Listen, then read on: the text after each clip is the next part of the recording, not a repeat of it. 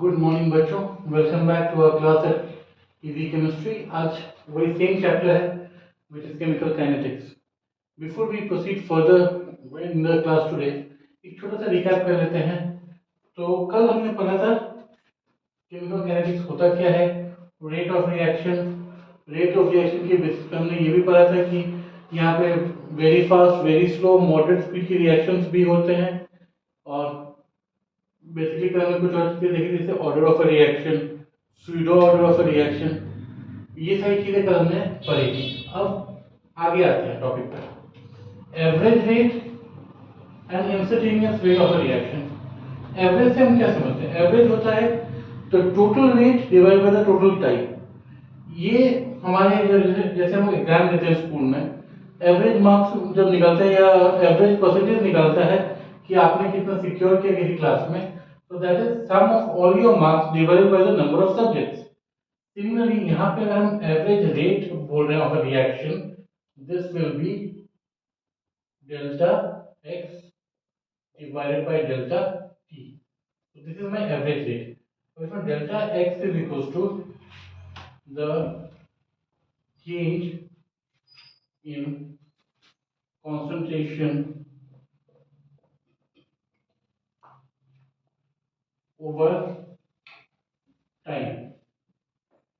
Delta t मेरा क्या है? Total time taken. ये हो गया मेरा डेल्टा t।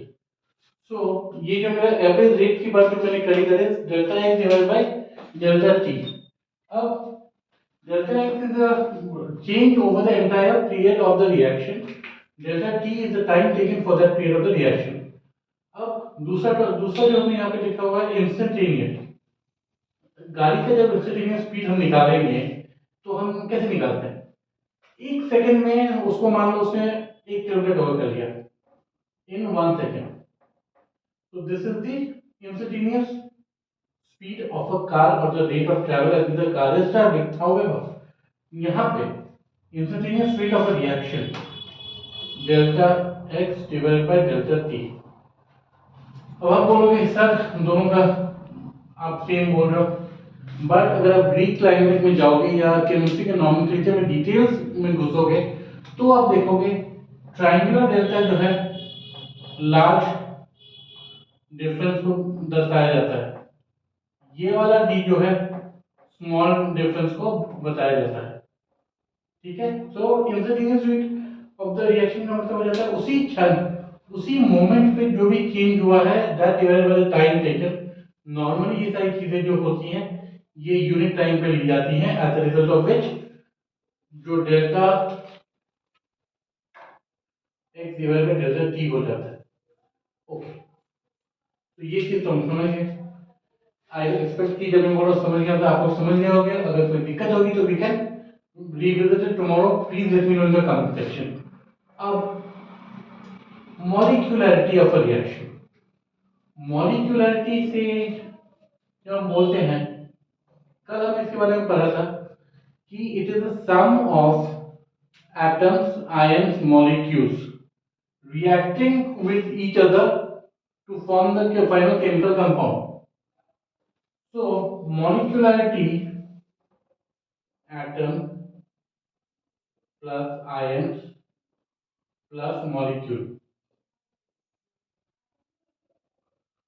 ये तीनों के टोटल जो एक दूसरे से रिएक्ट करते हैं इसको हम कहते हैं molecularity of the reaction, which means कि मॉलिक्यूलरिटी कभी भी जीरो नहीं हो सकती, क्योंकि अगर जीरो होगी तो ये तीनों का नियम तो रिएक्शन होगा कहां से?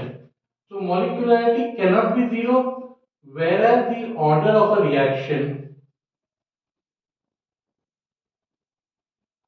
कैन बी जीरो ऑल्सो और can be negative also. Negative में क्यों बोल रहा हूँ? क्योंकि अगर वन साइड मतलब लेफ्ट हैंड साइड में ज्यादा मतलब रिएक्टेंस है और राइट हैंड साइड में प्रोडक्ट फॉर्मेशन थोड़ा कम है, तो in that situation it can be negative, it can be negative also. Okay, अब हम आते हैं बात आरएनएस इक्वेशन पे, जिसमें हमें कल बताया था कि up to a certain temperature the activation energy and rate constant depend करता है मेरे एरेनियस इक्वेशन के जो एरेनियस कांस्टेंट है। सो log k का मतलब हो गया log of the rate constant equals to log of the Arrhenius constant minus this is the activation energy divided by 2.7303, T is the temperature, R is the rate of the reaction. So ये मेरा rate constant निकालने का एक और तरीका है, but आपके current syllabus में एरेनियस इक्वेशन जो है वो सिर्फ और सिर्फ इक्वेशन के फॉर्म में आपको स्टडी करना है, इसका हमारे पास कोई न्यूमेरिकल नहीं आता। ठीक है, तो ये इक्वेशन होपफुली आपको समझ आई होगी। Third fourth point for the day is mechanism of the reaction. अब हम इस बात को ध्यान देंगे थोड़ा कि जो मैकेनिज्म ऑफ रिएक्शन होता है that consist of the complete process starting from elementary process to the end step wherein the reaction takes place actually। Mechanism से जैसे घर पे कोई टीवी आता है या कोई भी इलेक्ट्रॉनिक आइटम आता है, उसको हमारे सीनियर्स, हमारे एल्डर्स, हमारे पेरेंट्स बोलते हैं कि बच्चे इसका मैकेनिज्म पहले सीख लो कैसे काम करता है। सो जब तक हम वो मैकेनिज्म नहीं सीखते उस गैजेट का या उस प्रोडक्ट का, तो वो हमारे लिए बेनिफिशियल होता है या नहीं होता ये हम डिसाइड नहीं कर पाते। सिमिलरली जब तक हम मैकेनिज्म ऑफ रिएक्शन फॉलो नहीं करेंगे तो हमें पता कैसे चलेगा। एक और एक सिंपल एग्जांपल है कि मैथ्स जब हम बनाते हैं तो टीचर भी बोलते हैं, बड़े लोग भी बोलते हैं कि मैथ्स के क्वेश्चन का हर स्टेप दिखना चाहिए ताकि हमारे को पूरा प्रोसेस हम लोग टीचर को दिखा, ताकि अगर कुछ एक गलती हो जाए तो हमें पार्ट मार्किंग जरूर मिले। Similarly, it is the mechanism of reaction is the series of reaction elementary the start that leads to the reaction being completed। मतलब कोई भी रिएक्शन एक उठा लेते हैं, फिर से कॉमन रिएक्शन है NaCl ब्रेक होता है Na प्लस Cl पे। तो अगर ये जो रिएक्शन है ये अगर 2 3 4 जितने भी स्टेप्स में होता है तो वो हमें हर स्टेप पे उसका मैकेनिज्म फॉलो करना जरूरी होता है।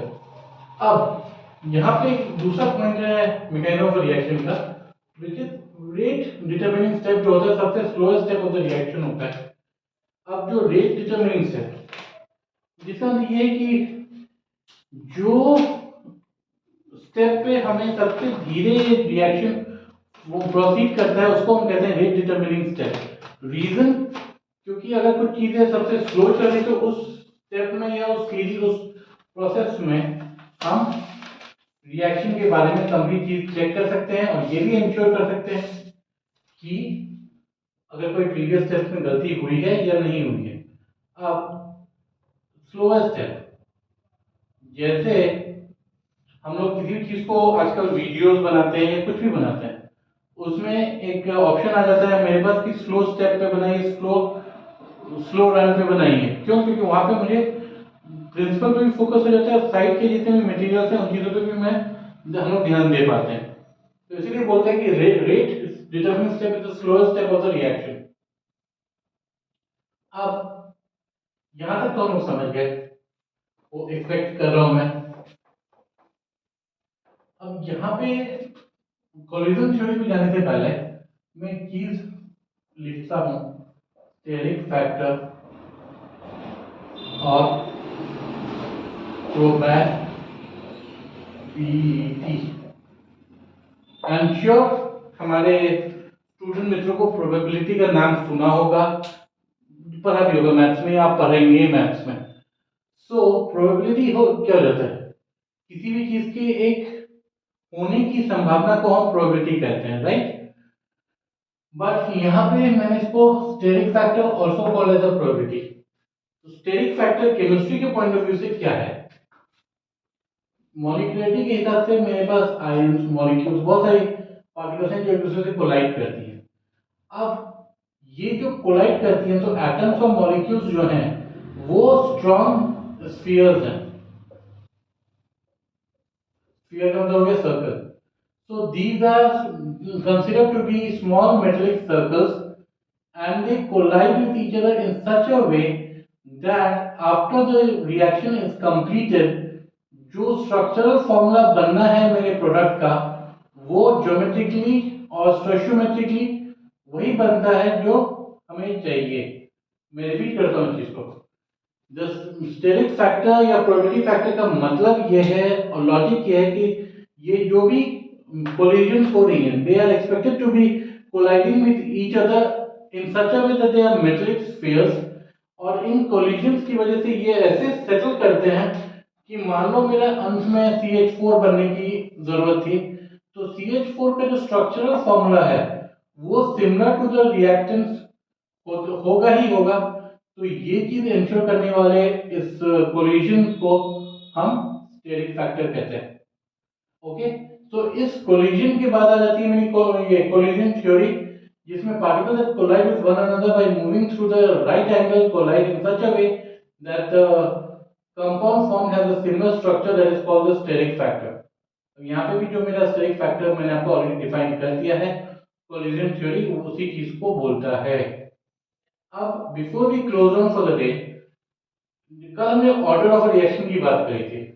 ऑर्डर ऑफ रिएक्शन को डिटरमाइन करने के लिए हमारे पास तीन मेजर प्रोसेसेस है।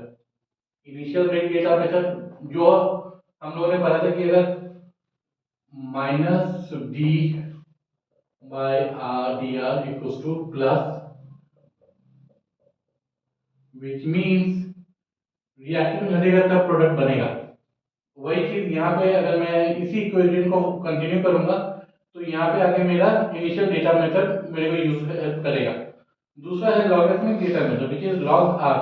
log r becomes my rate of the reaction, log k becomes the rate constant, value n becomes the order to which this reactant a is exponentially written, so plus n of log a। log a हो गया मेरा reactant. और तीसरा जो method है इसको determine करने का, half life method, this is just to ensure कि आपको इसका नाम पता है, ये क्वेश्चन नहीं आता। तो लॉगरिथमिक मेथड को मैं एक बार और रिपीट करूंगा। log of r, r is the rate of the reaction, equals to log of k, rate constant, plus n log of a। n मेरा वो वैल्यू है जो एक्सपोनेंशियली a रिएक्टेंट को रेज करके हम लोग एक्सप्रेस कर देंगे रेट लॉग एक्सप्रेशन, बट जब उसका लॉग निकालते हैं तो वो n मेरा प्रेसीड कर जाता है लॉग को, तो n log of a। Okay, तो बच्चों इसके साथ ये हमारा आज का टॉपिक खत्म होता है। हाउएवर अगर आपको कोई डाउट है तो आप जरूर कमेंट में मेंशन करें। Take care, study well.